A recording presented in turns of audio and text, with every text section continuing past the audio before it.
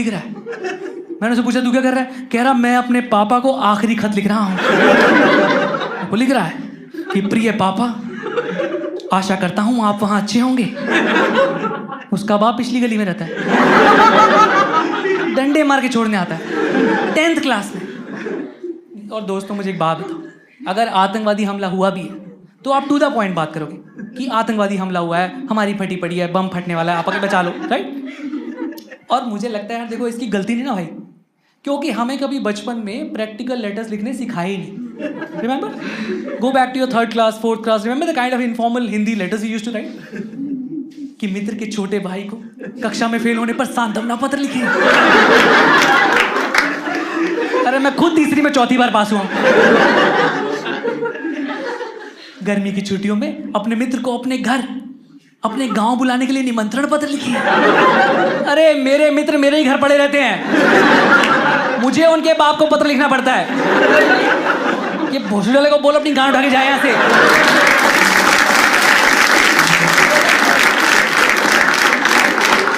हमारे चिप्स खा जा रहा है ये सारे के सारे। अरे कोई प्रैक्टिकल लेटर लिखवाओ ना यार, प्रैक्टिकल लेटर लिखवाओ, कोई सुसाइड लेटर लिखवाओ, कोई मरने जा रहा हो ढंग की बात तो करें। हमारी क्लास के बच्चे सुसाइड करें, शायरियां लिख के चले जा रहे हैं।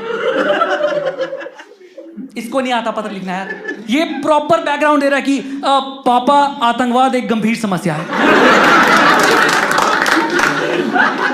आतंकवाद किसी भी रूप में हो सकता है, जैसे आपने घर में मम्मी के साथ आतंक मचा रखा है, कलेश कर करके। बाहर पुलिस आई है, ग्राउंड फ्लोर से धुआं आ रहा है, ये पत्र लिख रहा है, और 5 बच्चे मुंह जुबानी इसका पत्र सुन रहे हैं। ये पत्र कंटिन्यू कर रहा है कि पापा इस पत्र के माध्यम से मैं आपसे कुछ महत्वपूर्ण बातें कहना चाहता हूं। मैं जब स्कूल से जल्दी घर पहुंचा हूं, मुझे पड़ोस के शर्मा अंकल घर में पाए गए हैं।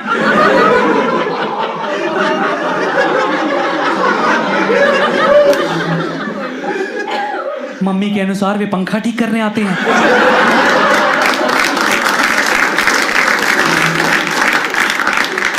सर्दियों में कौन पंखा चलाता है?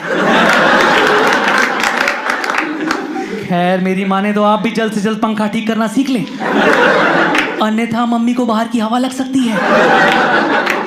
खैर विद्यालय में अभी आतंकवादी हमला हुआ है, ऐसा सुनने में आया है, हो भी सकता है।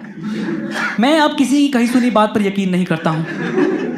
जैसे मुझे हर कोई कहता था कि अपनी गली में रहने वाली रोशनी मुझसे बहुत प्यार करती है,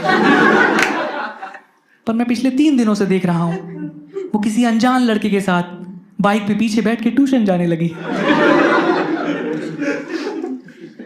ये लिखते लिखते मेरे चक्षु भर आए हैं। समय और शब्द संख्या सीमित है, इसलिए आगे का रंडी रोना नहीं लिख रहा हूं।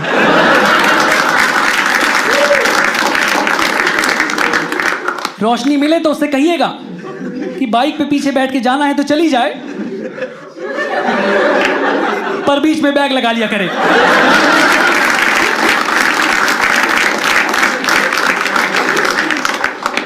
जाते जाते छोटी बहन बबली को प्यार, ज्यादा ना करें, उसे भी पीटीए मीटिंग में ले जाके उतना ही कूटे जितना मुझे कूटते हैं।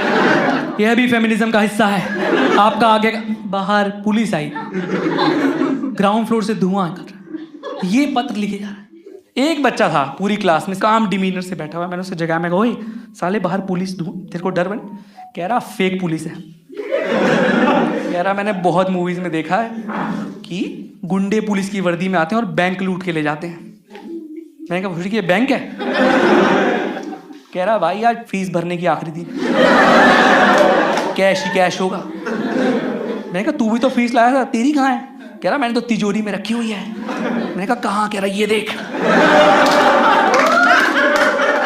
मैंने कहा आज गांधी जी रो देंगे, उन्होंने जिस तिजोरी में रखा है पैसों को। मैं तो अपने 15-20 लड़कों की सेना ली और कॉरिडोर में भग लिए, भागे सब, बाउंड्री पार करी पुलिस के कदमों में।